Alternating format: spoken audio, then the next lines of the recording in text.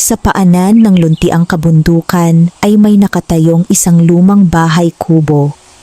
Ang bubong nito ay yari sa kogon na maraming bahagi ang butas.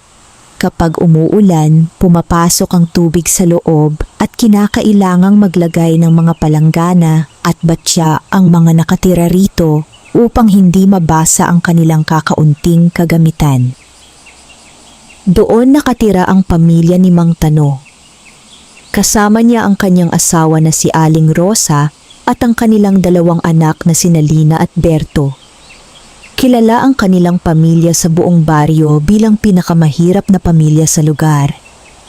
Hindi lamang sila kapos sa pera, kundi baon pa sila sa napakaraming utang. Taon-taon ay nangungutang si Mang Tano upang may maipambili ng binhi para sa kanyang maliit na sakahan. Ngunit madalas ay sinasalanta ng bagyo ang kanilang pananim. Kapag hindi naman bagyo ay tagtuyot ang sumisira sa kanilang mga pananim. Dahil dito, palaki ng palaki ang kanilang pagkakautang. Sa tuwing dadaan sila sa gitna ng baryo, may ilang taong palihim na nagtatawanan. Naroon na naman ang pamilya ni Mang Tano. Hindi na yata mababayaran ang mga utang niyan. Habang buhay na yatang mahirap ang pamilyang iyon. Bagamat naririnig nila ang mga salitang iyon, pinipili nilang manahimik. Hindi sanay si Mang Tano sa pakikipagtalo. Naniniwala siyang mas mahalaga ang sipag at kabutihan kaysa pakikipag-away. Ngunit kahit gaano siya kasipag, tila ayaw ngumiti ng kapalaran sa kanilang pamilya. Isang hapon, habang pauwi si Mang Tano mula sa bukid, sinalubong siya ng pinagkakautangan niyang si Kapitan Rufino. Mayaman si Kapitan Rufino at siya ang may pinakamalawak na lupain sa baryo.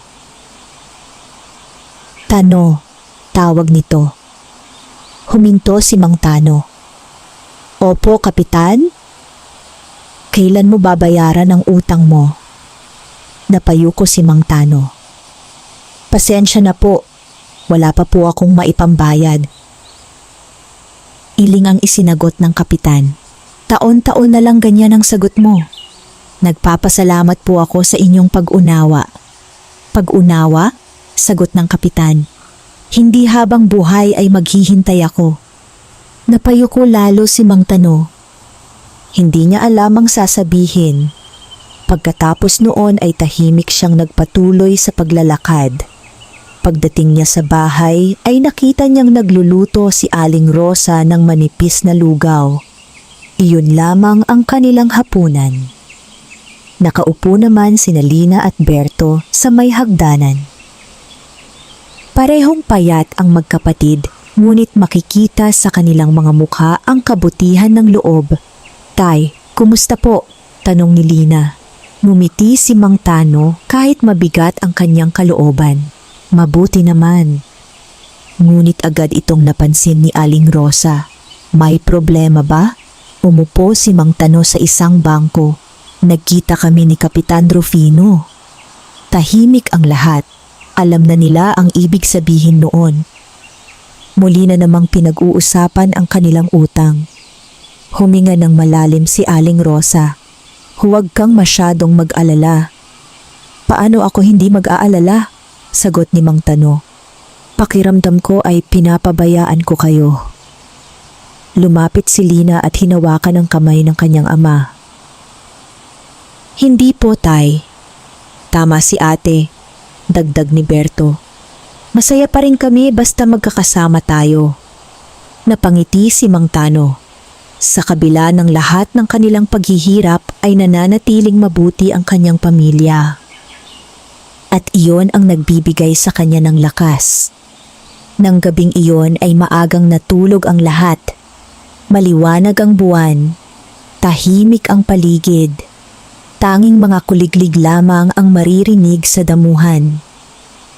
Bandang hating gabi ay nagising si Mang Tano. Nauuhaw siya. Bumangon siya upang uminom ng tubig. Ngunit nang siya ay mapalingon sa may likuran ng bahay ay napahinto siya. May kakaibang liwanag na nagmumula sa ilalim ng isang matandang punong balete. Kumunot ang kanyang noo. Hindi niya maalala na may ilaw sa bahaging iyon ng kanilang bakuran. Dahan-dahan siyang lumabas ng bahay. Tahimik ang gabi. Habang papalapit siya sa balete ay lalo niyang nakikita ang kakaibang liwanag. Nang makarating siya sa puno ay nagulat siya.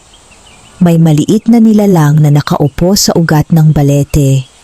Maitim ang balat nito. Halos isang dangkal lamang ang taas. May mahaba itong buhok at suot na damit na yari sa tila mga dahon. Napaatras si Mang Tano. Hindi siya makapaniwala sa kanyang nakikita. Tumingin sa kanya ang nilalang. Ngumiti ito. "Huwag kang matakot."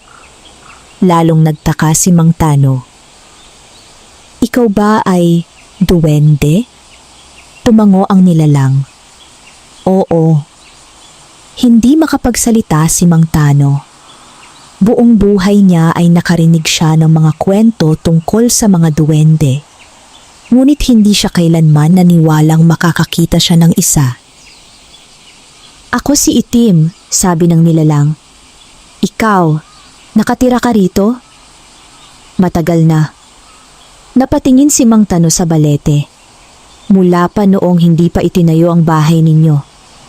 Hindi malaman ni Mang Tano kung matatakot o magtataka. Ngunit kakaiba ang pakiramdam niya. Sa halip na takot ay tila kapayapaan ang kanyang nararamdaman. Napakabait ng mga mata ng maliit na nilalang. "Bakit ka nagpakita sa akin?" tanong niya. Tahimik sandali ang duwende. "Dahil mabuti kang tao." Napailing si Mang Tano. "Kung mabuti akong tao, bakit ganito ang buhay namin?" Ngumiti ang duwende. "Ang kabutihan ay hindi sinusukat sa dami ng pera." Napayuko si Mang Tano. Maraming beses na niyang tinanong sa sarili ang tanong na iyon. Bakit tila pabor sa masasama ang kapalaran? Bakit ang mga taong nagsisikap ay siyang naghihirap? Tila nabasa ng duwende ang kanyang iniisip. May mga pagsubok na dumarating upang hubugin ang puso. Bakit kami? Dahil kayanin niyong malampasan. Napabuntong hininga si Mang Tano. Tila wala ng pag-asa. May pag-asa. Napatingin siya sa duwende. "Totoo?" Tumango ito. "Matagal ko nang pinagmamasdan ang inyong pamilya." Nagulat si Mang Tano. "Bakit?" "Dahil bihira akong makakita ng mga taong mabuti kahit naghihirap." Tahimik silang nag-usap sa ilalim ng buwan. Habang tumatagal ay lalo niyang napapansin ang kakaibang kabaitan ng duwende. Wala itong bakas ng panlilinlang. Wala ring anumang nakakatakot dito. Sa halip ay parang isang matandang kaibigan na matagal nang kilala. "Makinig ka, Mang Tano," sabi ng duwende. "Opo." "Darating ang panahon na magbabago ang inyong buhay." Napatitig siya rito. "Paano?" "Hindi sa madaling paraan." Nalungkot siya. Akala niya ay bibigyan siya ng mahiwagang kayamanan.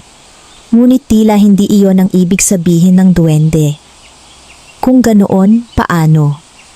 Sa pamamagitan ng sipag, kabutihan at pagtitiwala. Napangiti ng bahagya si Mang Tano. Iyon din naman ang lagi niyang pinaniniwalaan. Ngunit minsan ay nakakapagod ng umasa. Tumayo ang duwende. "Panahon na para bumalik ako. Hihintayin kita bukas." Ngumiti ang maliit na nilalang.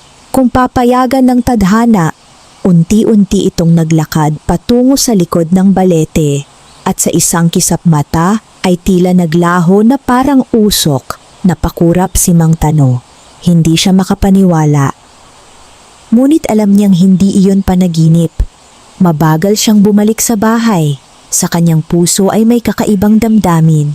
Hindi pa rin nawawala ang kanyang mga problema. Nariyan pa rin ang kanilang mga utang. Nariyan pa rin ang gutom.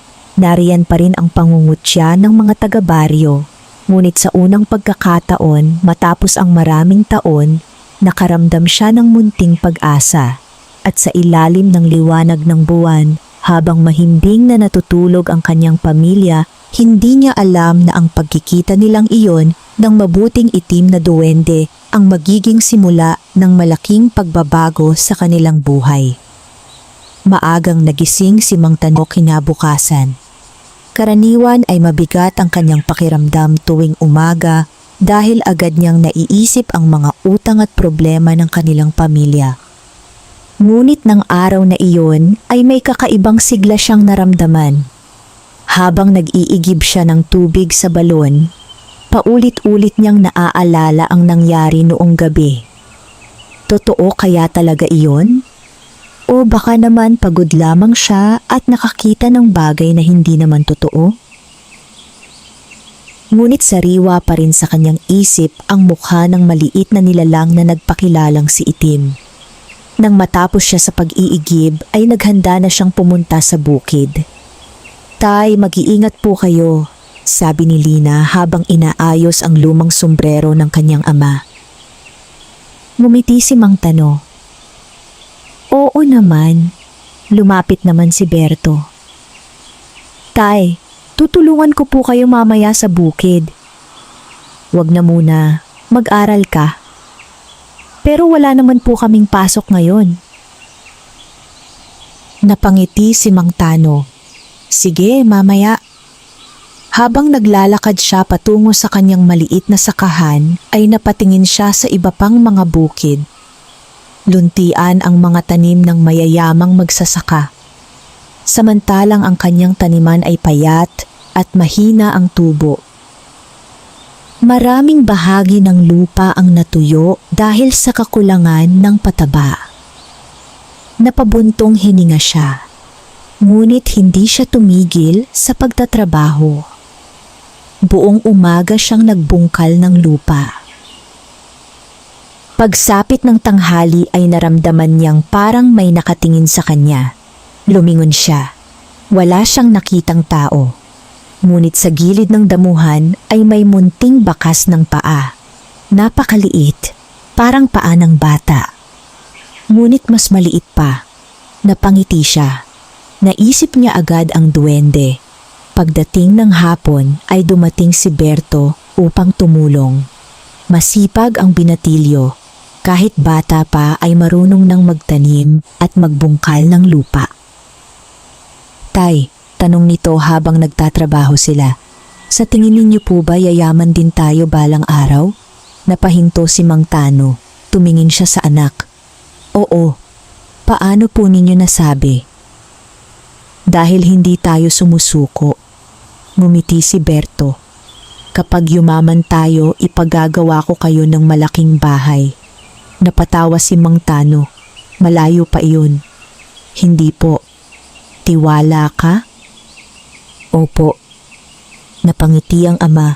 Napakabuti ng kanyang mga anak at iyon ang isa sa mga bagay na ipinagpapasalamat niya araw-araw. Nang gabing iyon ay sabay-sabay silang kumain.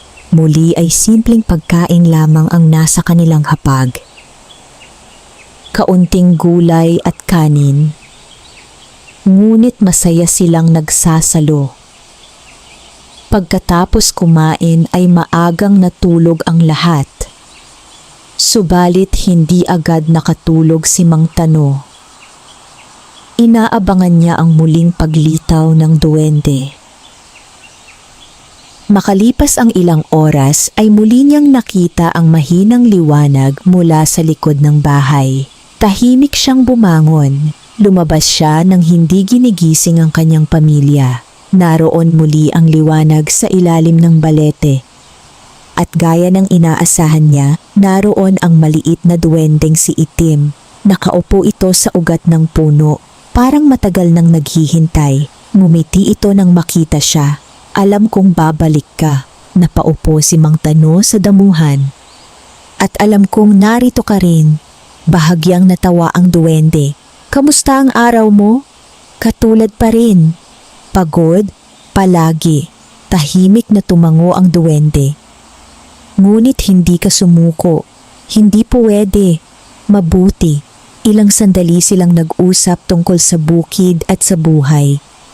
Habang tumatagal ay lalo pang nagiging komportable si Mang Tano sa kakaiba niyang kaibigan. Hindi niya maintindihan kung bakit, ngunit tila may taglay na karunungan ang maliit na nilalang. Maya-maya ay nagsalita si Itim. "May nais akong itanong." "Ano iyon?" Kung magkaroon ka ng maraming kayamanan, ano ang una mong gagawin? Napaisip si Mang Tano. Maraming tao ang nangangarap yumaman, ngunit hindi niya iyon gaanong iniisip. Bababayaran ko ang lahat ng utang ko. Ngumiti ang duwende.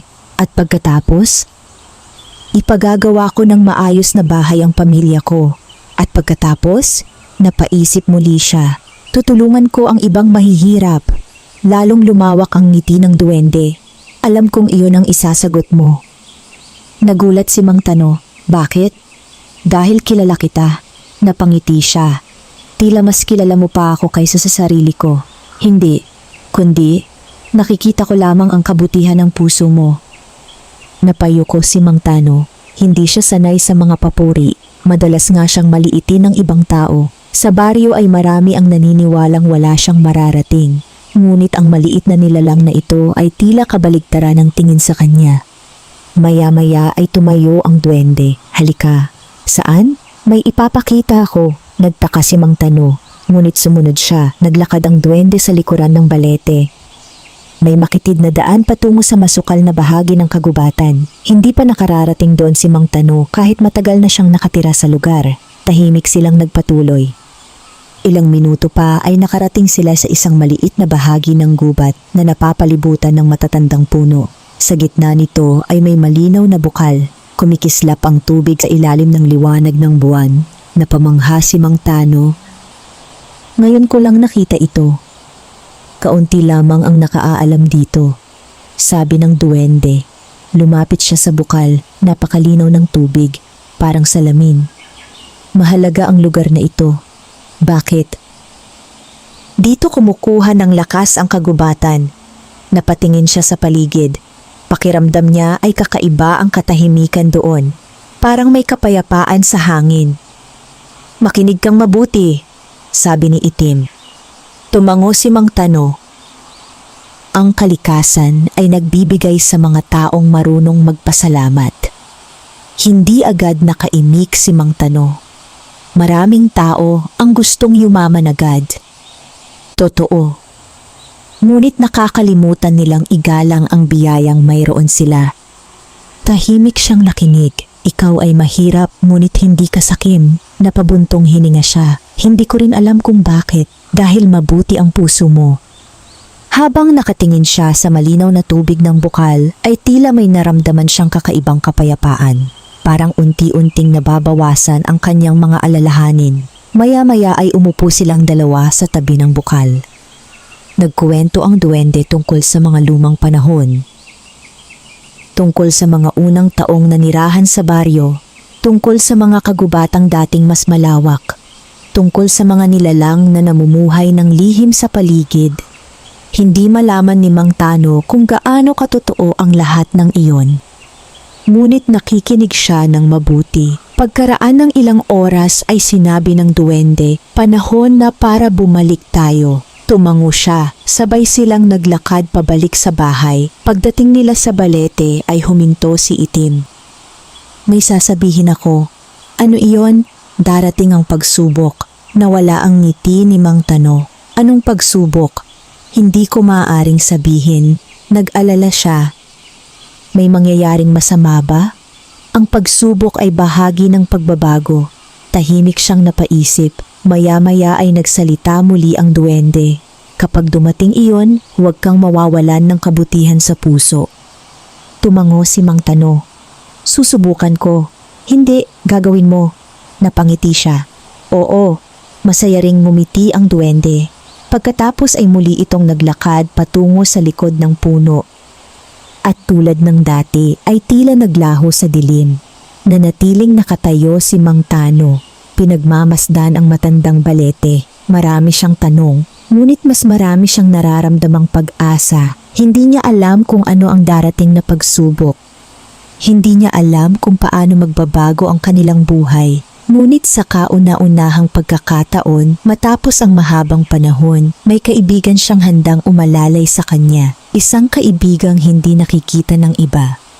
Isang mabuting itim na duwende na lihim na nagbabantay sa kanilang pamilya at hindi niya alam na ang pagsubok na binanggit nito ay malapit nang dumating. Isang pagsubok na yayanig sa kanilang buong buhay at magpapakita kung gaano katatag ang kanilang pananampalataya, kabutihan at pagmamahalan bilang pamilya. Lumipas ang ilang araw matapos ang ikalawang pagkikita ni Mang Tano at ng mabuting itim na duwendeng si Itim. Patuloy pa rin ang kanilang buhay. Maagang gumigising si Mang Tano upang magtrabaho sa bukid. Si Aling Rosa naman ay gumagawa ng paraan upang pagkasyahin ang kakaunting pagkain para sa kanilang pamilya. Sina Lina at Berto ay tumutulong sa mga gawaing bahay at sa maliit nilang sakahan. Ngunit kahit gaano sila kasipag, hindi pa rin nawawala ang kanilang mga problema. Patuloy pa rin silang pinagtatawanan ng ilang taga-baryo. Sa tuwing dadaan sila sa palengke, ay may mga taong nagbubulungan. Naku, tingnan ninyo sila. Ang dami ng utang. Hindi na yata makakaahon ng mga iyan. Masakit marinig ang mga ganoong salita. Ngunit natutunan na ng pamilya ni Mang Tano na huwag na lamang pansinin ang mga iyon. Isang umaga, habang nagtatrabaho si Mang Tano sa kanyang bukid, napansin niyang tila masigla ang kanyang mga pananim. Mas luntian ang mga dahon, mas matibay ang mga tangkay. Napangiti siya, bagamat hindi pa marami ang bunga, tila gumaganda ang kalagayan ng kanyang taniman. Tay, napalingon siya. Paparating si Berto na hinihingal. Ano iyon? May mga tao pong naghahanap sa inyo. Sino? Mula raw po sa bayan. Nagtaka si Mang Tano. Wala naman siyang kakilala sa bayan. Mabilis siyang umuwi. Pagdating sa kanilang bahay ay nakita niya ang dalawang lalaking nakatayo sa labas. Parehong maayos ang pananamit. Mukhang may mahalagang pakay. Ikaw ba si Tano? Tanong ng isa. Opo, inutusan kami ni Kapitan Rufino. Nang marinig ang pangalan ng kapitan ay agad siyang kinabahan. Ano po iyon? May inilabas na papel ang lalaki. Dahil matagal mo nang hindi nababayaran ang iyong utang, nais nang kunin ng kapitan ang bahagi ng iyong lupang sinasaka. Parang binuhusan ng malamig na tubig si Mang Tano. Ano po? Napaiyak si Aling Rosa na nasa may pintuan. Huwag naman po, pasensya na, utos lamang ang aming sinusunod. Nanlambot ang mga tuhod ni Mang Tano. Ang maliit na lupang iyon lamang ang kanilang pinagkukunan ng kabuhayan. Kapag nawala iyon, paano na sila? Pwede pa po ba akong makahingi ng kaunting panahon? Pakiusap niya. Nagkatinginan ang dalawang lalaki. Subukan mong kausapin ang kapitan. Pagkatapos sabihin iyon ay umalis na sila. Tahimik na naupo si Mang Tano sa hagdan ng kanilang bahay. Pakiramdam niya ay gumuho ang kanyang mundo. Lumapit si Lina. Tay, hindi siya agad nakasagot. Ngayon niya naalala ang sinabi ng duwende. Darating ang pagsubok at tila ito na nga iyon. Kinagabihan ay hindi siya makatulog. Paulit-ulit niyang iniisip kung paano nila malalampasan ang problema. Bandang hating gabi ay muli siyang nagtungo sa balete. Hindi siya nagkamali. Naroon si Itim, ngunit bago pa man makapagsalita ang duwende ay naupo na si Mang Tano sa damuhan. Napayuko siya. Nangyari na. Tahimik na tumango si Itim. Alam ko. Kukunin na nila ang lupa ko. Hindi sumagot ang duwende. Wala na kaming magiging kabuhayan.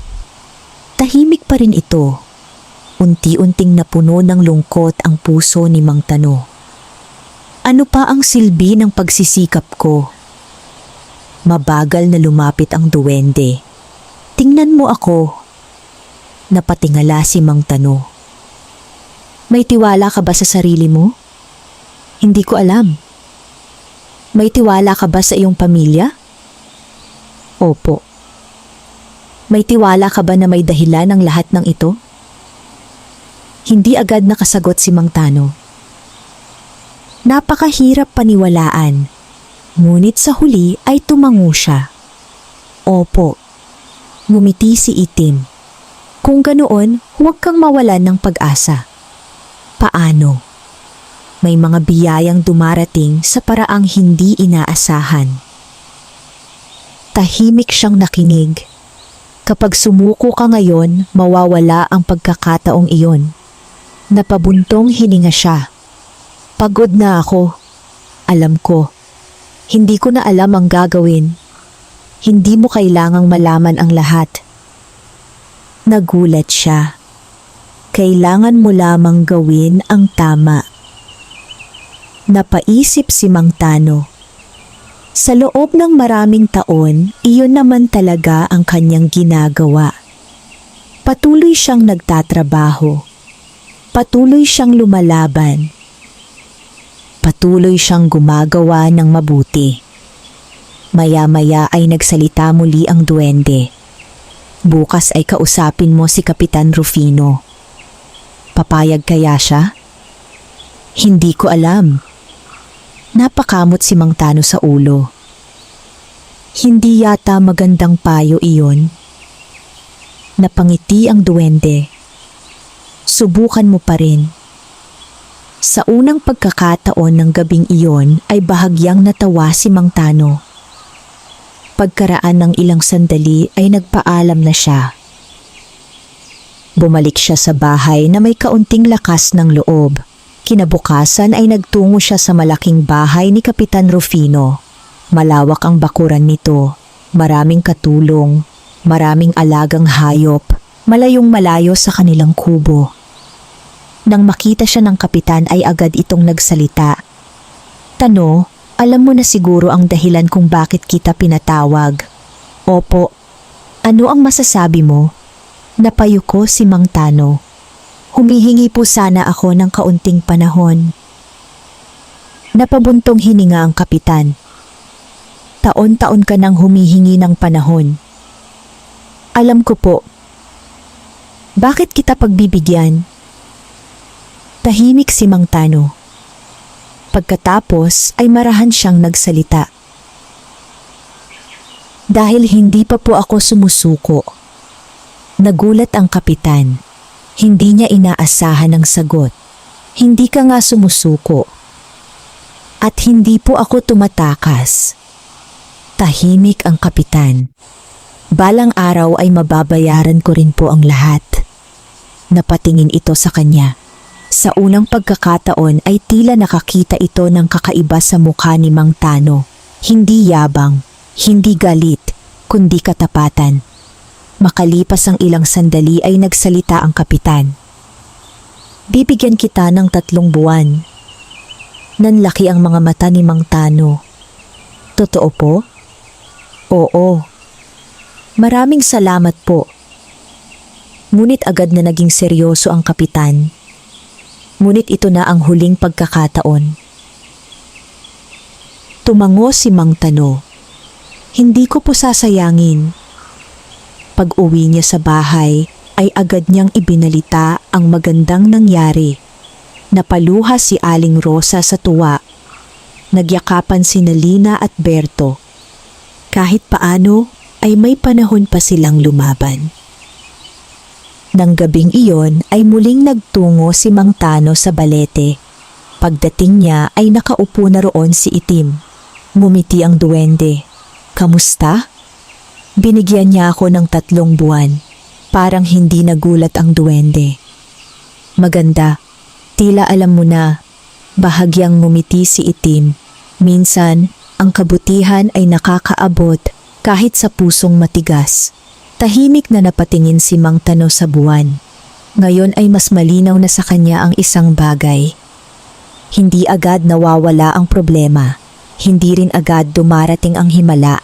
Ngunit bawat araw na hindi siya sumusuko ay isa ng hakbang patungo sa pagbabago.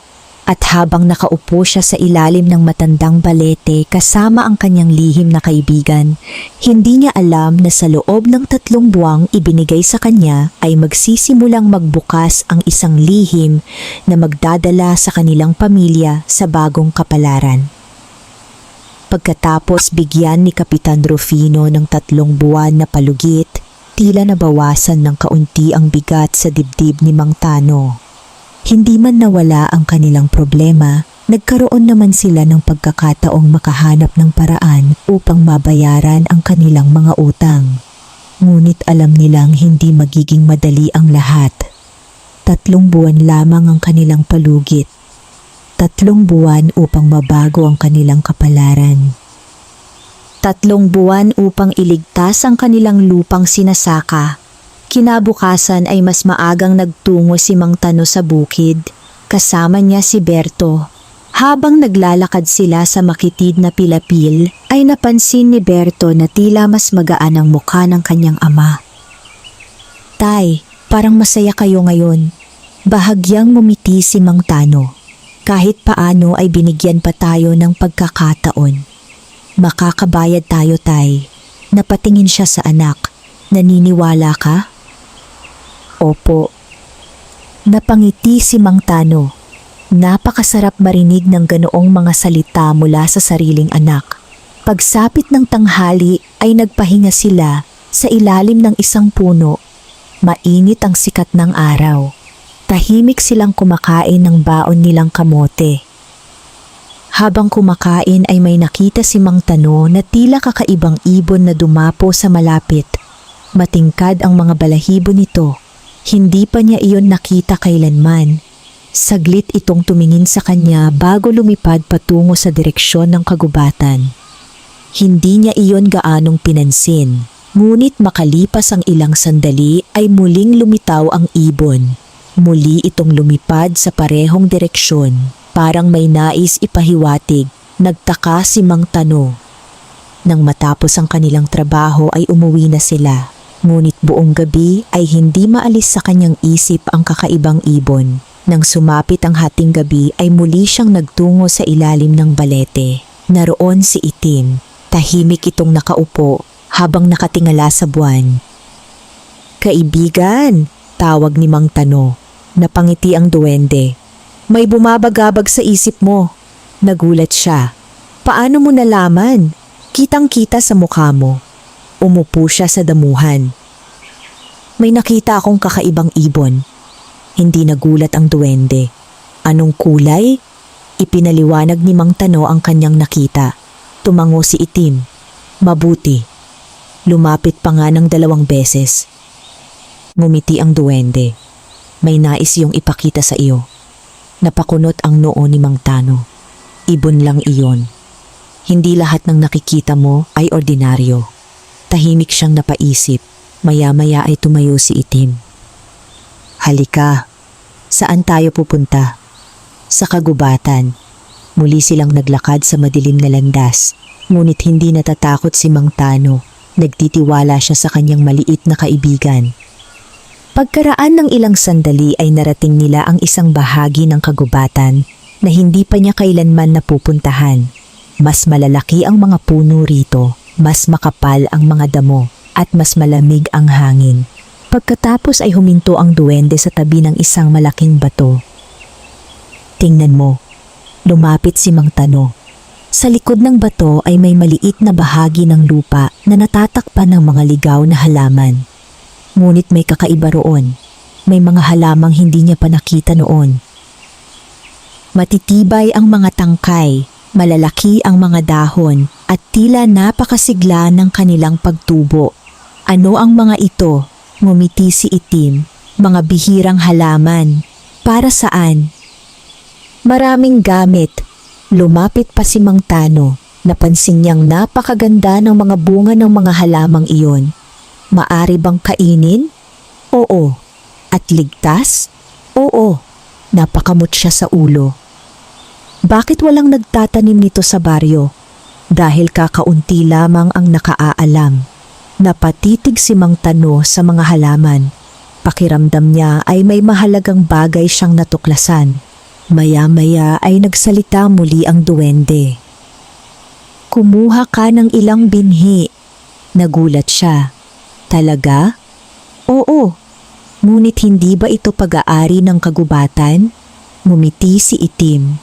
"Ang kalikasan ay nagbibigay sa mga taong marunong gumalang dito."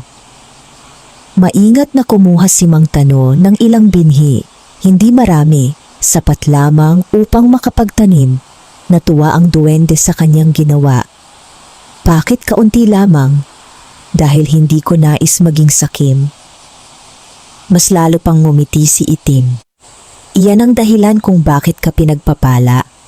Tahimik silang naglakad pabalik sa bahay. Bago sila maghiwalay ay nagsalita ang duwende. Itanim mo ang mga binhing iyan. Saan? Sa pinakamagandang bahagi ng iyong lupa. Tumango si Mang Tano. Gagawin ko. Kinabukasan ay maaga siyang nagtungo sa bukid. Kasama ang kanyang pamilya. Ipinakita niya ang mga binhing nakuha niya. Nagtaka sina Aling Rosa, Lina at Berto. Ano po iyan? Tanong ni Lina. Hindi ko rin alam. Napatawa si Berto. Paano natin itatanim kung hindi natin alam? Ngumiti si Mang Tano. Subukan natin. Bagamat nagtataka, sumunod ang kanyang pamilya. Maghapon silang nagtanim. Maingat nilang inalagaan ang bawat binhi. Pagkatapos ay naghintay sila. Lumipas ang ilang araw. Walang nangyari. Lumipas ang isang linggo. Tahimik pa rin ang lupa. Nagsimula ng mag-alala si Aling Rosa. Tano, sigurado ka bang tutubo ang mga iyan? Hindi agad nakasagot si Mang Tano. Ngunit pinili niyang magtiwala. Isa pang linggo ang lumipas at isang umaga ay masayang sumigaw si Berto. Tay! Agad na napalingon ang lahat. Tumubo na! Mabilis silang lumapit at doon nila nakita ang maliliit na usbong na unti-unting sumisibol mula sa lupa. Napangiti si Mang Tano. Hindi niya maipaliwanag kung bakit. Ngunit pakiramdam niya ay may magandang mangyayari. Lumipas pa ang mga araw. Mas mabilis lumaki ang mga halaman kaysa sa karaniwang pananim. Mas matitibay rin ang mga ito. Mas matingkad ang kulay. Nagsimulang mapansin iyon ng mga taga-baryo. Ano kaya ang itinanim ni Mang Tano? Hindi ko pa nakita ang halamang iyan. Sigurado kaya siyang may pakinabang iyan? Muli ay pinagtawanan siya ng ilan. Ngunit hindi na iyon gaanong pinansin ni Mang Tano. Natutunan na niyang huwag makinig sa mga taong puro panlalait ang alam. Sa halip ay mas pinagtuunan niya ng pansin ang kanyang pamilya at ang kanyang mga pananim. At habang lumalaki ang mga mahiwagang halamang iyon sa kanyang bukid, unti-unti ring tumutubo sa kanyang puso ang isang bagay na matagal nang halos mawala sa kanya. Pag-asa. Hindi niya alam kung ano ang magiging bunga ng mga kakaibang halamang iyon. Hindi niya alam kung sila nga ba ang magiging susi sa kanilang pag-ahon. Ngunit sa bawat bagong dahong umuusbong, tila may bulong ang hangin na nagsasabing malapit nang magsimula ang pagbabagong matagal na nilang hinihintay. Lumipas ang mga linggo matapos itanim ni Mang Tano at ng kanyang pamilya ang mga kakaibang binhing na tagpuan niya sa kagubatan. Araw-araw nila itong dinidiligan at inaalagaan. Hindi nila pinababayaan kahit isang araw. Unti-unting lumalaki ang mga halaman at habang lumalaki ang mga ito, lalo namang dumarami ang usap-usapan sa baryo. Marami ang nagtataka, may ilan ding natatawa. Anong klaseng halaman ba ang itinanim ni Mang Tano? Baka naman damo lang iyan. Hindi na talaga marunong magsaka ang mahirap na iyan. Kapag naririnig iyon ni Berto ay naiirita siya. Ngunit lagi siyang pinapayuhan ng kanyang ama. Hayaan mo sila. Bakit po lagi na lang tayong pinagtatawanan? Dahil hindi nila alam ang buong kwento. Napapaisip si Berto sa mga salitang iyon. Samantala, patuloy na lumalaki ang mga kakaibang halaman. Dumating ang panahon na nagsimula itong mamulaklak. Ngunit hindi ordinaryo ang mga bulaklak. Napakaganda ng mga ito.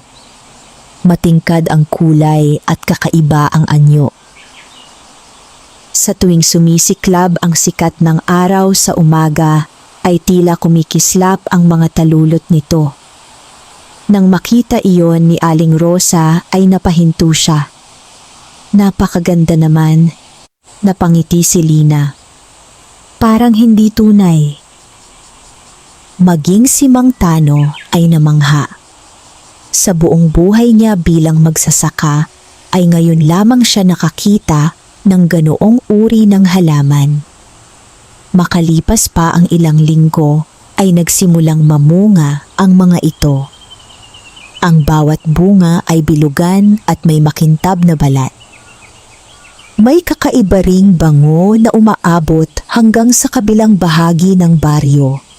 Dahil dito ay lalo pang naging usisero ang mga tao.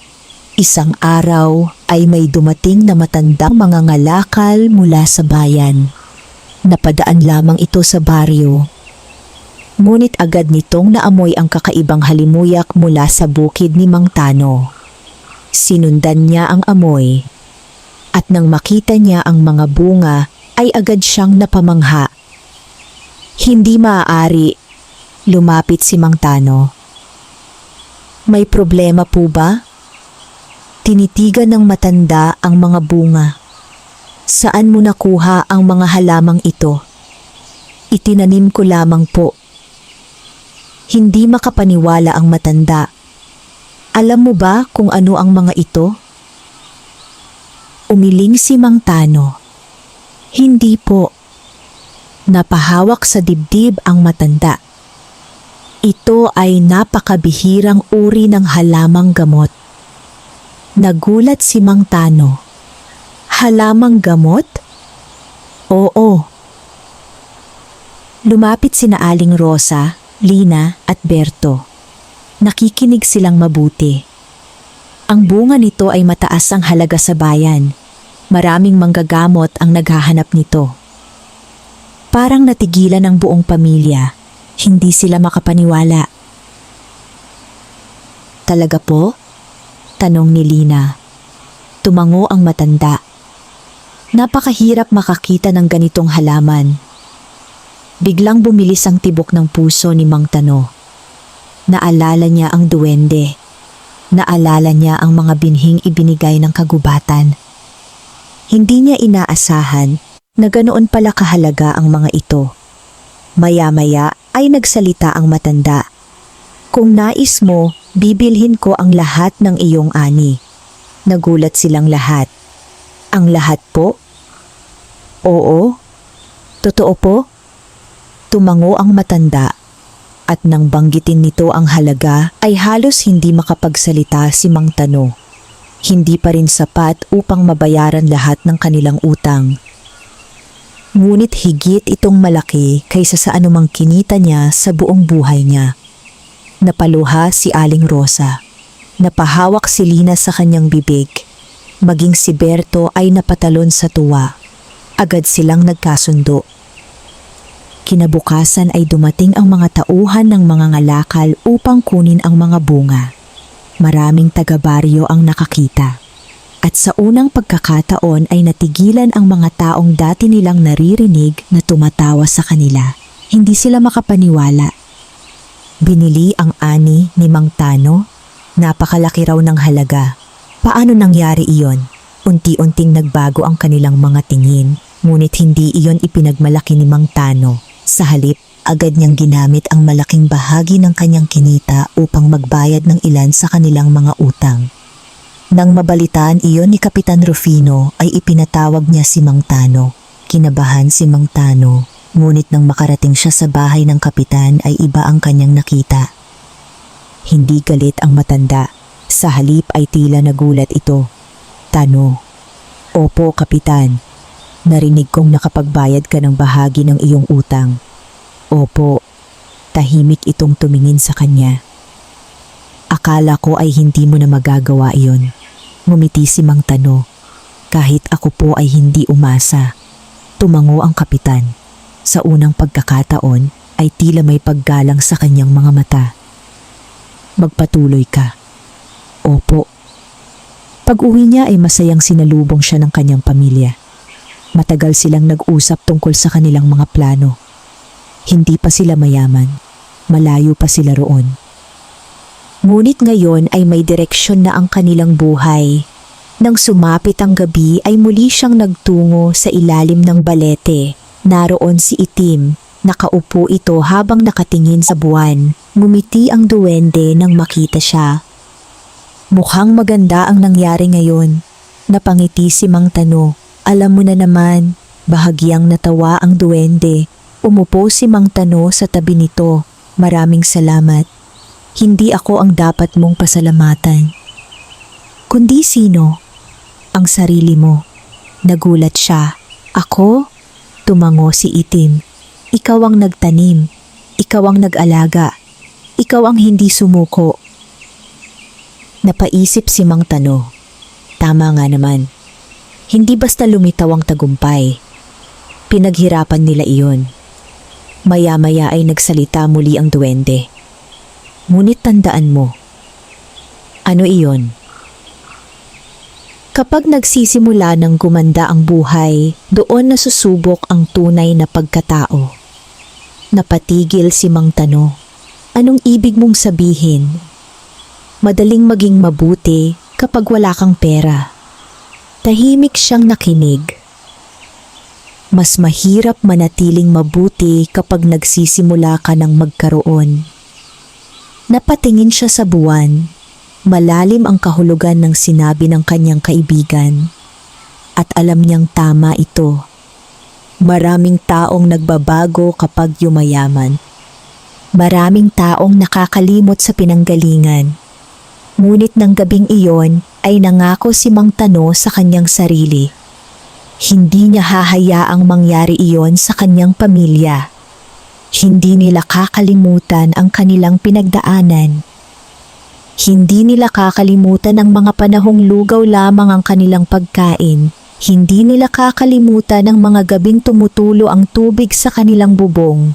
At higit sa lahat, hindi nila kakalimutan ang mga aral ng kabutihan at pagtitiis. Habang tahimik na umiihip ang malamig na hangin sa paligid ng matandang balete, hindi pa alam ni Mang Tano na ang unang tagumpay na ito ay simula pa lamang. Sapagkat may mas malaking biyaya pang naghihintay sa kanilang pamilya. At may mas mabigat ding pagsubok na susubok sa kanilang kabutihan, katapatan at pagkakaisa. Matapos maibenta ni Mang Tano ang unang ani ng mga bihirang halamang gamot, nagsimulang gumaan ang buhay ng kanilang pamilya. Hindi man sila naging mayaman agad, hindi na sila nangangambang magutom kinabukasan. Nakapag-ayos sila ng ilang bahagi ng kanilang bahay kubo. Napalitan ang ilang sirang kawayan sa dingding. Nalagyan din ng bagong nipa ang mga bahaging tumutulo kapag umuulan. Para kina Aling Rosa, Lina at Berto, isa na iyong malaking biyaya. Ngunit habang unti-unting gumaganda ang buhay nila, may mga pusong hindi natutuwa. Sa baryo ay may isang magsasakang nagngangalang Lando. May sarili siyang lupa at mas maganda ang kalagayan kaysa kay Mang Tano noon. Ngunit nang makita niyang unti-unting umaangat ang pamilya ni Mang Tano, nagsimula siyang mainggit. Isang araw habang nagkukwentuhan ang ilang taga-baryo sa ilalim ng malaking puno ng akasya, nagsalita si Lando.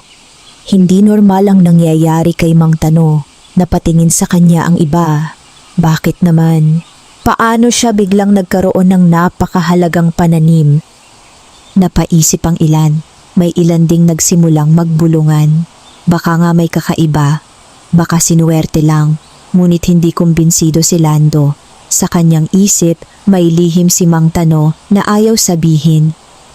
At gusto niya itong malaman. Samantala, walang kamalay-malay ang pamilya ni Mang Tano. Patuloy silang nagtatrabaho. Mas lalo pang lumago ang kanilang taniman. Mas marami silang naitatanim na mga bihirang halamang gamot. At sa bawat pag-aani ay unti-unti silang nakapagbabayad ng utang. Maging si Kapitan Rufino ay nagsimulang humanga sa sipag ni Mang Tano. Hindi ko akalaing makakabangon ka, minsang sinabi nito. Ngumiti lamang si Mang Tano. Salamat po. Ngunit sa kabila ng lahat ng magandang nangyayari, hindi nakakalimot si Mang Tano sa kanyang kaibigang duwende. Tuwing gabi ay dumadalaw pa rin siya sa ilalim ng balete at gaya ng dati, naroon si Itim. Isang gabi, napansin agad ng duwende na may iniisip si Mang Tano. May bumabagabag sa iyo, tumango siya. May mga taong nagdududa sa amin. Ngumiti ng bahagya si Itim. Natural lamang iyon. Bakit? Dahil hindi lahat ay natutuwa sa tagumpay ng iba. Napabuntong hininga si Mang Tano. Ayaw kong may kaaway. Hindi mo kailangang magkaroon. Tama ka. Tahimik silang naupo. Pagkaraan ng ilang sandali ay nagsalita muli ang duwende. Ngunit mag-ingat ka. Napatingin siya rito. Bakit? May taong naghahanap ng iyong lihim. Napatayo si Mang Tano. Lihim? Tumango si Itim. Huwag mong sabihin kahit kanino ang tungkol sa akin. Hindi ko naman ginagawa. Mabuti. Naging seryoso ang mukha ng duwende. May mga taong sisira sa biyayang natanggap mo kapag nalaman nila. Tumango si Mang Tano. Hindi niya balak sabihin iyon kahit kanino. Alam niyang walang maniniwala at baka mapahamak pa si Itim. Kinabukasan ay may nangyaring hindi niya inaasahan. Pagpunta niya sa bukid ay napansin niyang may mga bahagi ng kanyang taniman na nasira. May mga halamang natapakan, may mga bunga ring nawawala. Nagulat siya. Agad niyang tinawag si Berto. Tingnan mo ito. Lumapit ang binatilyo. Sino kaya ang gumawa niyan? Umiling si Mang Tano. Hindi niya alam. Ngunit may kutob siya na hindi iyon gawa ng hayop. Parang sinadya. Nang gabing iyon ay muli siyang nagtungo sa balete. Pagdating niya ay tila naghihintay na si Itim. Nasira ang ilan sa iyong mga tanim. Nagulat si Mang Tano. Paano mo nalaman? Bahagyang ngumiti ang duwende.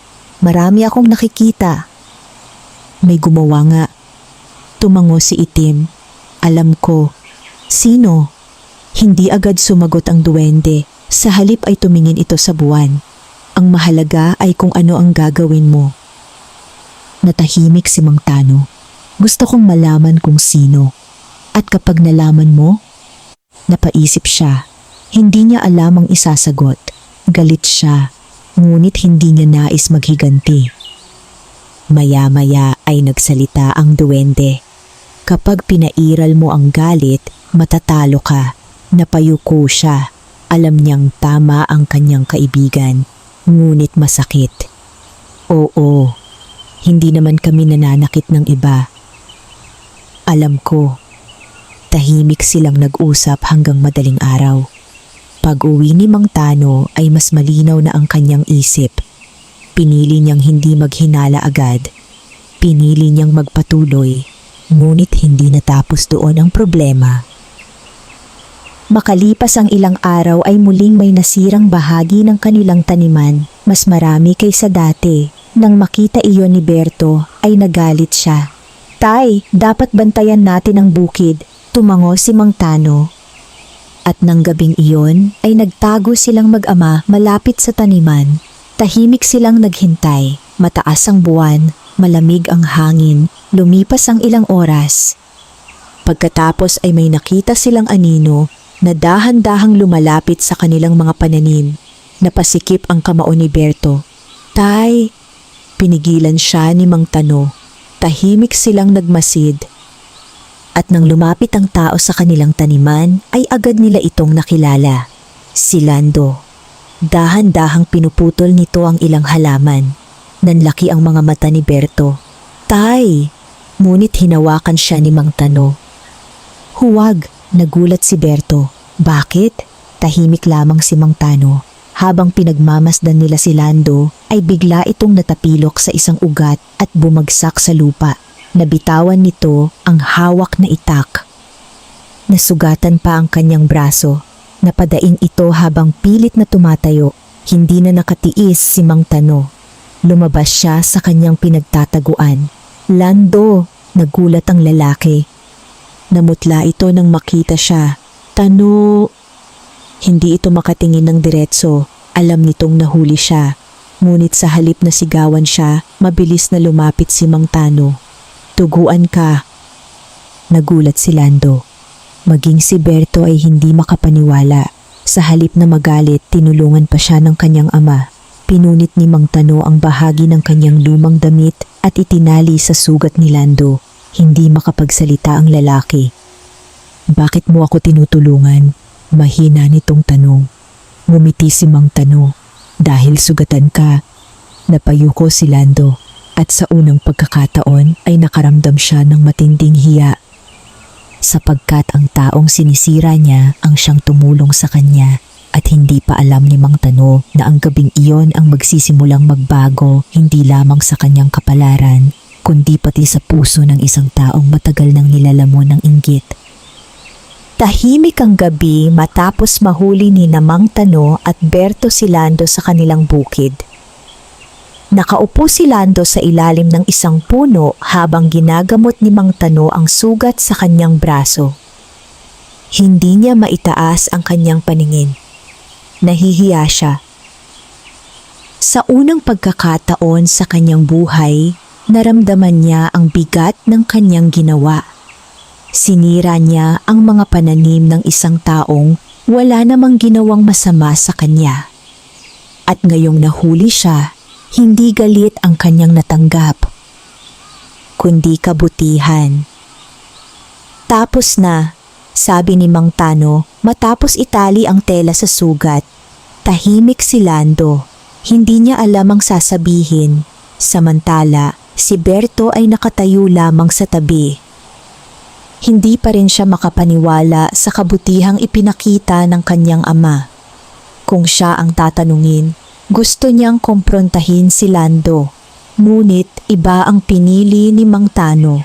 Maya-maya ay nagsalita si Lando. Pasensya na. Mahina lamang ang kanyang tinig, ngunit malinaw iyon. Napatingin si Mang Tano sa kanya. Wala kang dapat sabihin sa akin kung hindi mo iyon bukal sa loob. Napaluha si Lando. Ngayon lamang siya nakakita ng ganoong uri ng tao. Nagkamali ako. Tahimik na tumango si Mang Tano. Oo, nainggit ako. Hindi sumagot si Mang Tano. Hinayaan niyang magsalita ang lalaki. Akala ko may daya kang ginagawa. Nauunawaan ko. Akala ko hindi patas ang nangyayari. Tahimik pa rin si Mang Tano. Pero mali ako. Napayuko si Lando. Sa loob ng maraming taon ay pinairal niya ang inggit. At ngayon ay malinaw niyang nakikita kung gaano iyon kapangit. Tumayo si Mang Tano. Umuwi ka na. Nagulat si Lando. Hindi mo ako isusumbong? Umiling siya. Hindi. Bakit? Ngumiti si Mang Tano. Dahil mas mahalaga ang pagbabago kaysa parusa. Napahawak si Lando sa kanyang dibdib. Parang may mabigat na batong unti-unting nawawala roon. Pagkatapos ng gabing iyon ay umuwi siya ng tahimik. Ngunit hindi siya nakatulog. Paulit-ulit niyang naaalala ang nangyari. At sa unang pagkakataon matapos ang mahabang panahon, nakita niya ang sarili niyang pagkakamali. Kinabukasan ay maagang nagpunta si Lando sa bahay kubo ni Mang Tano. Nagulat sina Aling Rosa, Lina at Berto nang makita siya, lalo na si Berto. Ngunit bago pa sila makapagsalita ay yumuko si Lando. Humihingi ako ng tawad, tahimik ang lahat. Sinira ko ang ilan sa inyong mga pananim. Napatingin si Aling Rosa kay Mang Tano. Ngayon lamang niya nalaman ang buong pangyayari. Patuloy si Lando. Handa akong bayaran ang lahat ng nasira. Ngumiti si Mang Tano. Hindi na kailangan. Ngunit umiling si Lando. Kailangan. Maya-maya ay inilabas niya ang kaunting perang naipon niya. Hindi iyon kalakihan, ngunit sapat upang maipakita ang kanyang katapatan. Sa araw ding iyon ay nagsimulang tumulong si Lando sa bukid ni Mang Tano. Maraming taga-baryo ang nagtaka. Hindi ba magkaaway ang dalawang iyon? Bakit magkasama sila? Ngunit wala silang alam sa nangyari. Habang lumilipas ang mga araw ay naging mabuting kaibigan ni Mang Tano si Lando. At habang tumutulong siya sa bukid, mas lalo niyang nakikita ang sipag at kabutihan ng buong pamilya. Hindi sila mayabang, hindi sila mapagmataas, hindi sila nanlalamang, at dahil doon ay lalo siyang humanga sa kanila. Samantala, patuloy namang lumalago ang kanilang taniman. Mas marami ang kanilang naaani, mas marami ring mga ngalakal ang dumarating mula sa bayan. Nagsimulang makilala ang mga produkto ni Mang Tano. At sa bawat pagdating ng bagong kita, ay agad siyang nagbabayad ng bahagi ng kanyang utang. Dahil dito, mabilis na nabawasan ang kanyang pagkakautang. Nang mabalitaan ito ni Kapitan Rufino, ay muli niya itong ipinatawag. Ngunit iba na ang pagkakataong ito. Nang dumating si Mang Tano sa bahay ng kapitan, ay hindi siya sinalubong ng malamig na tingin. Sa halip ay pinaupo siya nito. Tano. Opo, kapitan. Nabalitaan kong malaki na ang nabawas sa iyong utang. Opo. Tumango ang matanda. Hindi ako nagkamali nang bigyan kita ng pagkakataon. Napangiti si Mang Tano. Salamat po. Maya-maya ay nagsalita muli ang kapitan. Maraming tao ang yumayabang kapag nagsisimula ng umasenso. Tahimik siyang nakinig. Ngunit hindi ka nagbago. Napayuko si Mang Tano. Hindi niya alam kung paano sasagutin iyon. Ngunit sa kanyang puso ay alam niyang malaki ang bahagi ni Itim sa lahat ng kanyang natutunan. Nang gabing iyon ay muli siyang nagtungo sa ilalim ng balete. Naroon ang mabuting duwende. Tahimik itong nakaupo habang pinagmamasdan ang mga alitap-tap na lumilipad sa paligid. Ngumiti ito nang makita siya. Mukhang magaan ang iyong kalooban. Umupo si Mang Tano sa tabi nito. Nagbago si Lando. Tumango ang duwende. Nakita ko. Hindi ko akalaing mangyayari iyon. Ang kabutihan ay may kapangyarihang baguhin ang puso. Napatingin si Mang Tano sa kanyang maliit na kaibigan. Mas mahirap pala ang magpatawad kaysa magalit. Ngumiti si Itim. Ngunit mas malaki ang bunga. Tahimik silang nagmasid sa buwan. Pagkaraan ng ilang sandali ay naging seryoso ang mukha ng duwende. Napansin iyon ni Mang Tano. May problema ba? Hindi agad sumagot si Itim. Tumingin muna ito sa malayong bahagi ng kagubatan. Pagkatapos ay nagsalita. May paparating na bagong pagsubok. Nawala ang ngiti ni Mang Tano. Muli? Tumango ang duwende, higit na mabigat kaysa sa nauna. Napabuntong hininga siya. Akala niya ay tapos na ang kanilang mga paghihirap, ngunit tila hindi pa. Ano naman ito? Hindi ko maaaring sabihin. Napakamot siya sa ulo. Palagi mo na lang sinasabing may darating. Bahagyang natawa ang duwende. At palagi mo rin namang nalalampasan. Napangiti si Mang Tano. Tama nga naman.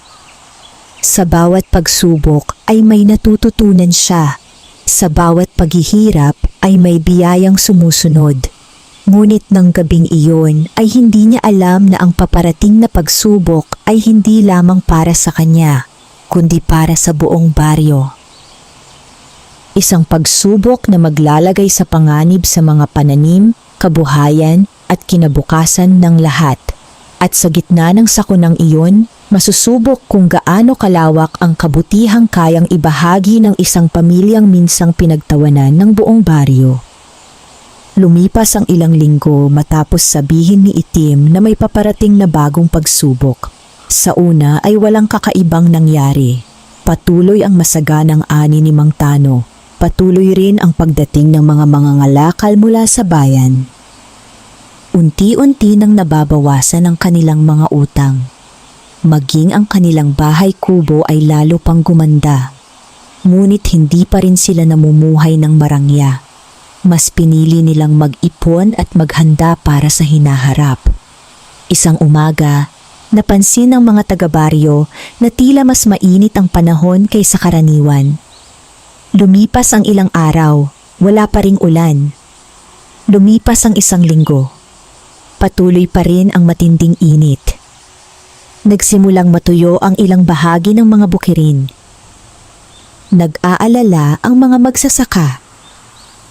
Siguro naman ay uulan na bukas, ngunit hindi dumating ang ulan. 2 linggo pa ang lumipas. Patuloy na sumisikat ang araw. Patuloy na natutuyo ang lupa. Nagsimulang mabiyak ang mga palayan. Unti-unting nalalanta ang mga pananim. At sa wakas ay naunawaan ng lahat. Dumating ang matinding tagtuyot. Nagtipon ang mga magsasaka sa gitna ng baryo. Makikita sa kanilang mga mukha ang pag-aalala. Kapag nagpatuloy ito, mawawala ang ating mga ani. Paano na ang ating mga pamilya? Wala na tayong pagkukunan ng pagkain. Kahit si Kapitan Rufino ay nababahala. Malawak ang kanyang mga lupain, ngunit kahit gaano kalawak ang lupa, wala ring tutubong pananim kung walang tubig. Samantala, si Mang Tano ay tahimik lamang na nakikinig. Naalala niya ang babala ni Itim. Ito na nga ang pagsubok. Pag-uwi niya sa bahay ay nakita niyang nag-aalala rin si Aling Rosa. Tano, paano kung matuyo rin ang ating mga pananim?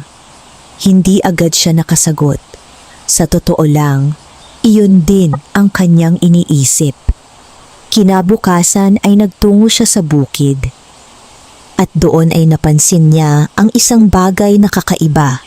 Bagamat natutuyo ang ibang taniman sa paligid, nananatiling luntian ang karamihan sa kanyang mga halamang gamot.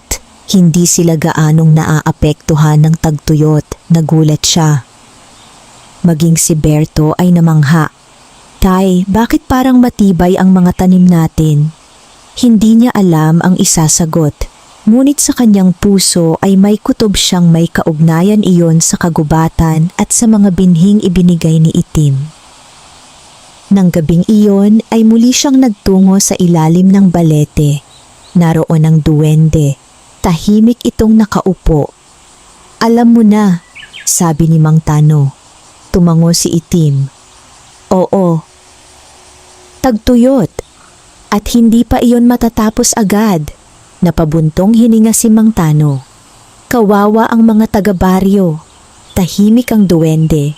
Maya-maya ay nagsalita ito. Kapag ikaw ay may biyaya, ano ang dapat mong gawin? Napaisip siya. Ibahagi? Ngumiti si Itim. Tama. Pagkatapos ay tumayo ito. Halika. Muli silang naglakad patungo sa kagubatan. Narating nila ang lihim na bukal na una nang ipinakita sa kanya ng duwende.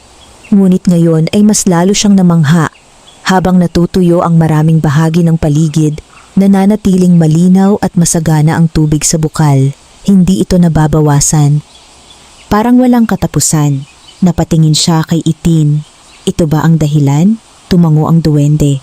Ang bukal na ito ay matagal nang pinagkukunan ng buhay ng kagubatan. Napaisip si Mang Tano. Kung magagamit ito ng baryo, hindi na niya natapos ang kanyang sasabihin. Ngunit ngumiti si Itim. Alam ko ang nasa isip mo. Marami itong matutulungan. Tumango ang duwende. Ngunit naging seryoso rin ito. Ngunit tandaan mo. Ano iyon? Huwag mong sasabihin ang tungkol sa akin. Oo. At tiyakin mong iingatan nila ang kalikasan. Tumango si Mang Tano. Kinabukasan ay agad siyang nagtungo kay Kapitan Rufino. Nagulat ang kapitan nang marinig ang kanyang mungkahi. May alam kang bukal? Opo. Hindi natutuyo?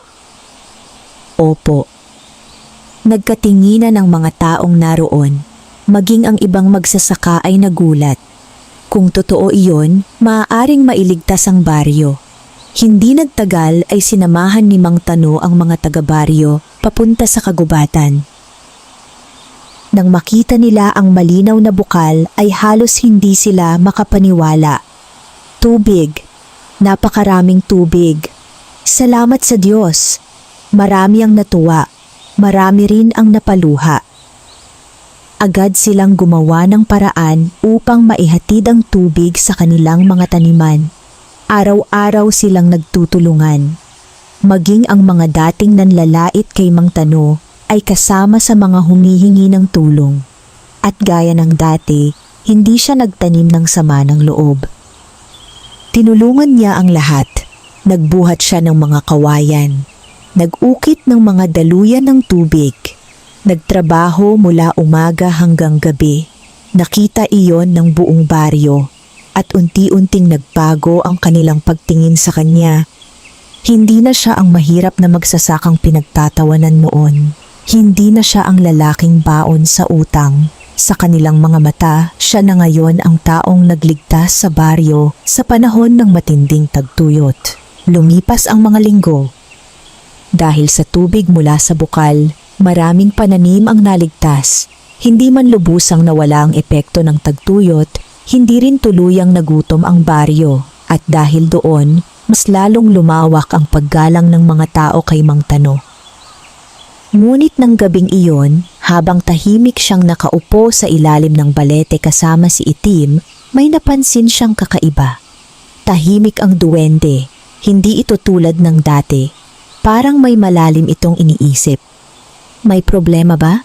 Tanong ni Mang Tano. Ngumiti si Itim, ngunit may lungkot sa kanyang mga mata. Masaya ako para sa iyo. Nagulat si Mang Tano. Bakit parang paalam ang dating niyan? Hindi agad sumagot ang duwende. Sa halip ay tumingin ito sa buwan. At sa unang pagkakataon, mula nang magkakilala sila, nakaramdam si Mang Tano ng kakaibang kaba. Sapagkat may pakiramdam siyang may malaking pagbabagong nalalapit. Isang pagbabagong maaaring maghiwalay sa kanya at sa kaibigang matagal nang gumabay sa kanilang pamilya. Pagkatapos mailigtas ng lihim na bukal ang baryo mula sa matinding tagtuyot, lalong gumanda ang buhay ng mga tao. Maraming pananim ang nakaligtas. Maraming pamilya ang nagkaroon pa rin ng pagkain. At higit sa lahat, natutunan ng mga taga-baryo ang kahalagahan ng pagtutulungan. Ngunit habang masaya ang lahat, hindi mapakali si Mang Tano. Hindi mawala sa kanyang isip ang lungkot na nakita niya sa mga mata ni Itim noong nakaraang gabi. Sa loob ng maraming buwan, naging bahagi na ng kanyang buhay ang mabuting duwende. Ito ang nagbigay sa kanya ng pag-asa noong mga panahong halos mawalan na siya ng lakas ng loob. Ito ang gumabay sa kanya sa bawat pagsubok. At ngayon, pakiramdam niya ay may mangyayaring hindi niya magugustuhan. Kinagabihan ay muli siyang nagtungo sa ilalim ng balete. Tahimik ang paligid. Maliwanag ang buwan. Ngunit bago pa man siya makarating sa puno ay naramdaman na niya ang kakaibang katahimikan. Parang may mabigat na damdaming nakabitin sa hangin. Naroon si Itim. Nakaupo ito sa dati nitong lugar. Ngunit ngayon ay mas tahimik kaysa dati. Lumapit si Mang Tano at naupo sa tabi nito. Kaibigan, ngumiti ang duwende. Narito ka. May gusto akong itanong. Alam ko, napatingin si Mang Tano rito. Totoo bang may mangyayari? Tahimik ang duwende. Makalipas ang ilang sandali ay marahan itong tumango. Parang sinundot ang puso ni Mang Tano. Ano iyon? Napatingin si Itim sa matandang balete. Matagal na akong naninirahan dito. Totoo, mas matagal pa kaysa sa inaakala mo. Tahimik siyang nakinig. Ngunit dumarating ang panahon na kailangang magpatuloy ang bawat nilalang sa kanyang landas. Hindi agad nakaimik si Mang Tano. Unti-unti niyang nauunawaan ang ibig sabihin nito. Hindi, mahina niyang sabi, ngunit ngumiti lamang ang duwende. Panahon na. Napayuko si Mang Tano. Sa dami ng pinagdaanan nila, hindi niya akalaing darating ang araw na ito. Bakit? Dahan-dahang tumingin si Itim sa kanya. Dahil hindi mo na ako kailangan. Agad siyang umiling. Hindi totoo iyon. Totoo. Hindi, ngunit nanatiling mahinahon ang duwende. Tingnan mo ang iyong buhay ngayon. Tahimik si Mang Tano. Wala ka ng takot na gaya noon. Wala ka ng kawalan ng pag-asa. Mas matatag ka na. Napayuko siya. May katotohanan ng mga salitang iyon, ngunit hindi pa rin niya matanggap. Ikaw ang tumulong sa akin. Ngumiti si Itim. Hindi. Nagulat siya. Ano? Ako ay nagbigay lamang ng kaunting gabay. Napatingin si Mang Tano dito. Ikaw ang nagtrabaho. Ikaw ang nagsakripisyo. Ikaw ang hindi sumuko. Tahimik siyang nakinig.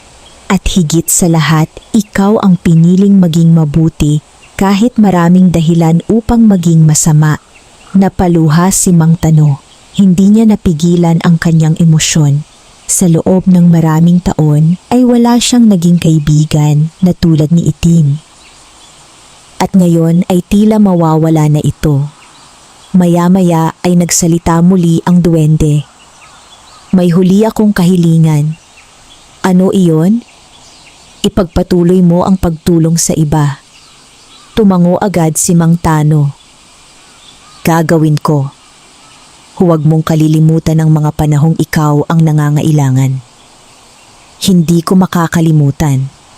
At huwag mong hahayaang baguhin ng kayamanan ang iyong puso. Muli siyang tumango. Gagawin ko. Ngumiti si Itim.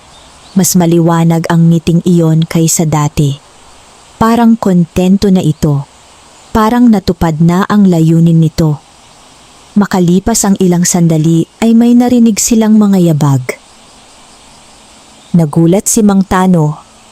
Mula sa di kalayuan ay may mga taong papalapit. Mga taga-baryo. Kasama sina Lando, Kapitan Rufino at ilan pang magsasaka.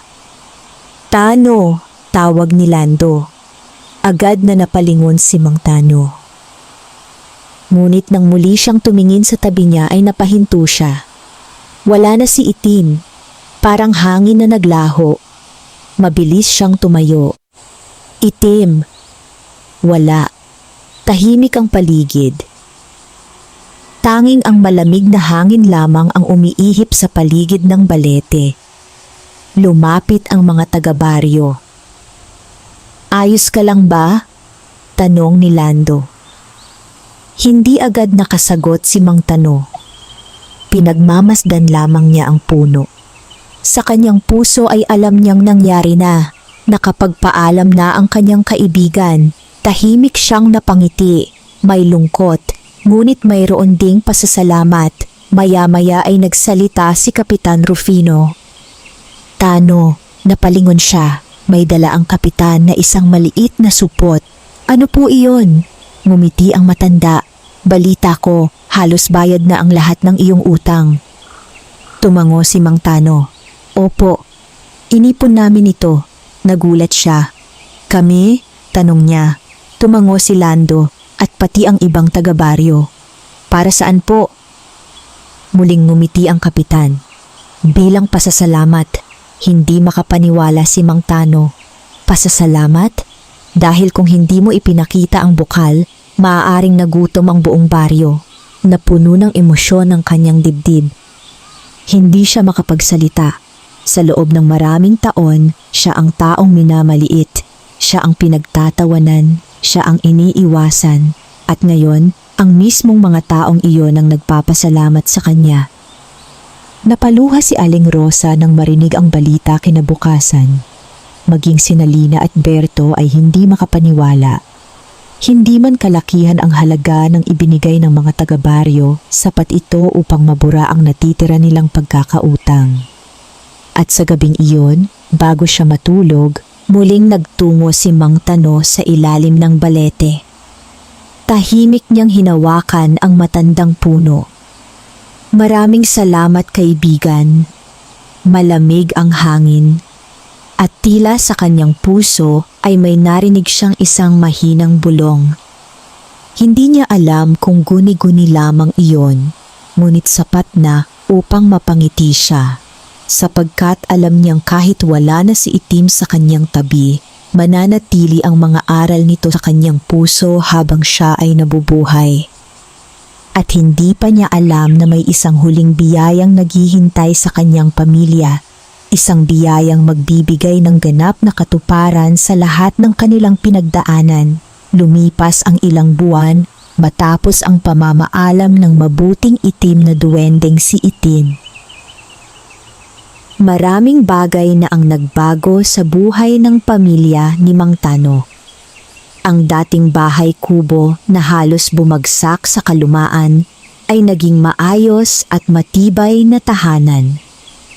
Hindi man ito kasing laki ng bahay ng mga mayayaman, sapat naman ito upang maging komportable ang kanilang pamilya. Hindi na rin sila baon sa utang. Sa unang pagkakataon, matapos ang napakaraming taon, nakatulog si Mang Tano nang walang iniisip na pinagkakautangan. Malaya na sila. Ngunit sa kabila ng lahat ng biyayang kanilang natanggap, hindi nagbago ang kanilang pagkatao. Nanatiling mapagkumbaba si Aling Rosa, nanatiling masipag si Nalina at Berto, at si Mang Tano ay nanatiling mabuti sa lahat. Tuwing umaga ay nagtatrabaho pa rin siya sa bukid. Hindi siya naging tamad dahil lamang gumanda ang kanilang buhay. Hindi rin siya naging mayabang. Sa halip, lalo pa siyang nagsikap. Dahil alam niyang ang tunay na kayamanan ay hindi lamang nasusukat sa pera. Isang araw ay may dumating na mga mangangalakal mula sa malayong bayan. Narinig nila ang tungkol sa mga bihirang halamang gamot na itinatanim ni Mang Tano. Nais nilang bumili ng mas maraming ani at handa silang magbayad ng mas malaking halaga. Nagulat si Mang Tano. Hindi niya inaasahan iyon. Ngunit maingat pa rin siya. Hindi siya nagpadala sa kasabikan. Sa halip ay pinag-isipan niyang mabuti ang lahat. Sa mga sumunod na buwan ay lalo pang lumawak ang kanilang taniman. Marami ring taga-baryo ang natutong magtanim ng mga halamang gamot sa tulong niya. Hindi niya itinago ang kanyang kaalaman. Hindi siya naging sakim. Kung ano ang natutunan niya, itinuro rin niya sa iba.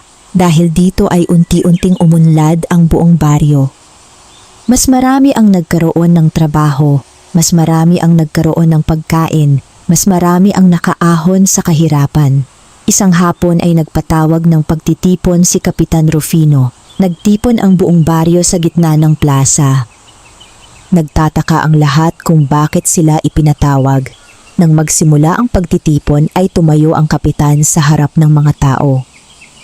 May nais akong sabihin. Tahimik na nakinig ang lahat. Marami tayong pinagdaanan nitong mga nakaraang taon. Tumango ang mga tao. Naranasan natin ang tagtuyot. Naranasan natin ang takot. Naranasan natin ang kahirapan. Patuloy na nakinig ang lahat. Pagkatapos ay tumingin siya kay Mang Tano. Ngunit may isang taong hindi sumuko. Napalingon ang mga tao kay Mang Tano. May isang taong tumulong kahit siya mismo ay nangangailangan. Tahimik ang lahat. May isang taong hindi nagtanim ng galit kahit siya ay pinagtawanan. Unti-unting napayuko ang ilan sa mga taga-baryo. Naalala nila kung paano nila minsang nilait ang pamilya ni Mang Tano. Maya-maya ay nagsalita muli ang kapitan. Dahil dito, napagkasunduan naming parangalan siya. Nagulat si Mang Tano. Hindi po kailangan iyon. Ngunit ngumiti lamang ang kapitan. Kailangan. Lumapit sina Lando at ang iba pang magsasaka. Bit-bit nila ang isang malaking kahoy na pleke.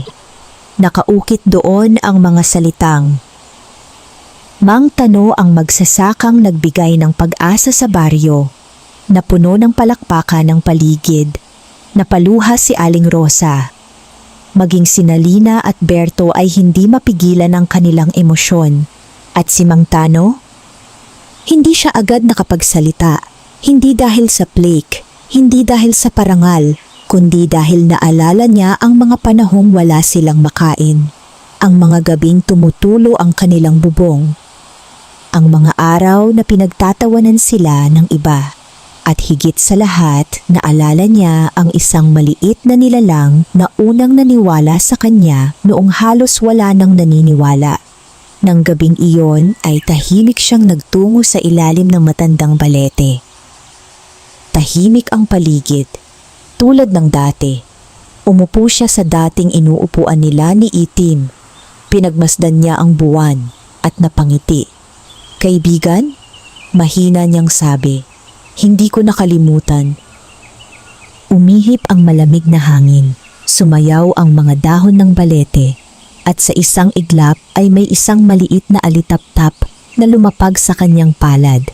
Kumikinang ito sa dilim. Naalala niya ang mga gabing magkasama silang nag-uusap sa ilalim ng punong iyon.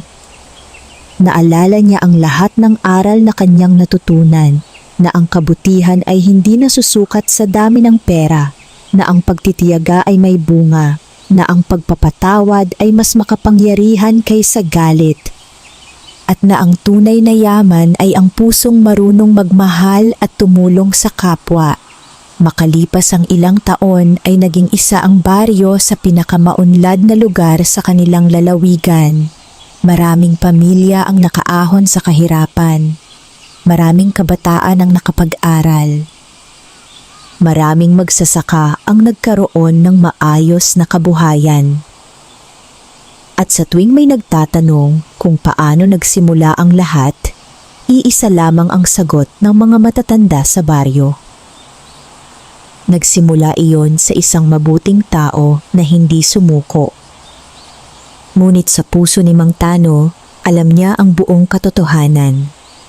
Nagsimula ang lahat sa isang gabing puno ng pag-asa, sa ilalim ng isang matandang balete, at sa pagkakaibigan nila ng isang mabuting itim na duwende na lihim na gumabay sa isang mahirap na pamilyang minsang baon sa utang at pinagtatawanan ng buong baryo. Mula noon ay namuhay silang masaya, mapayapa at may pasasalamat sa bawat biyayang dumarating. At ang kwento ng kanilang pamilya ay naging alamat na ipinapasa sa bawat salinlahi bilang paalala na ang kabutihan, sipag at pagtitiis ay laging may gantimpala sa tamang panahon. Wakas